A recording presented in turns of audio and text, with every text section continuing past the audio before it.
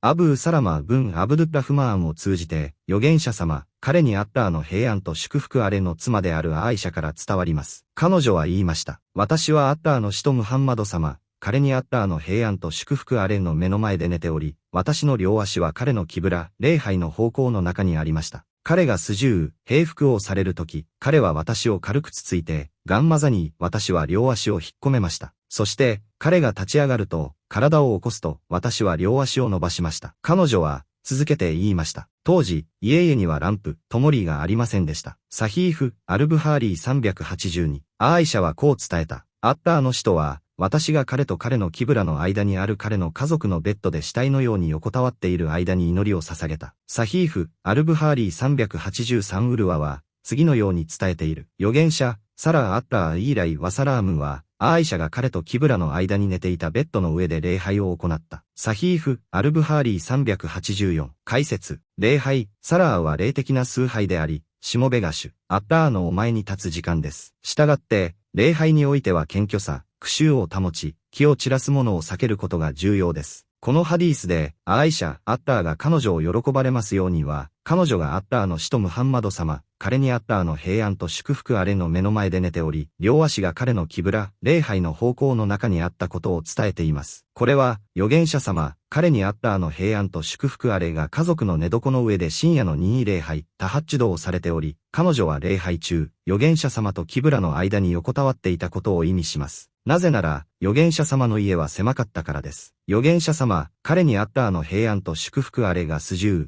平服をされる際、彼は清らかな手で彼女に触れ、平服したいことを知らせました。すると、彼女は両足を引っ込め、縮めて、彼が平服できる空間を作りました。そして、彼が、体を起こして立ち上がると、彼女は足を伸ばしました。彼女は言いました。当時、家々にはランプや明かりがありませんでした。これは、彼らの生活が貧しく質素であった状態を示しています。彼女がこの言葉を付け加えたのは、暗闇が、彼女が預言者様の目の前で寝ていたことの理由、あるいは言い訳であることを示唆しています。もし明かりがあれば、彼女は足を引っ込め、預言者様につつかせる必要はなかっただろう、と。彼女は弁解としてこの言葉を言ったのです。ひらめきこのハディースからの教訓。礼拝中の軽い動作は、礼拝を無効にしません。男性が女性に向かって礼拝すること、すなわち、女性が彼の顔の方向にいることが許容されます。ただし、一部の学者は、預言者様、彼にアッラーの平安と祝福あれは誘惑から清められていたため問題なかったが、一般の男性には誘惑の恐れや心がかき乱される恐れがあるため、これを嫌悪しました。場所が狭いなどの必要性がある場合に、礼拝者の目の前で誰かが寝ることは許容されます。女性が礼拝者の目の前に横たわることは、礼拝を無効にせず、欠点にもなりません。肌を隔てるものなしに、女性に触れてもウドゥ、清めが破られないことの根拠となります。なぜなら、預言者様は暗闇で彼女をつつかれており、間に仕切りがあったかどうかはわからないからです。預言者様とそのご家族が、アッラーのお元にあるものを望み、この儚い世を厭い、いかに質素な生活を送っていたか。礼拝中にこのような動きをすることが許容され、礼拝の妨げにならないこと。預言者様、彼にアッラーの平安と祝福あれの家族に対する親切な接し方。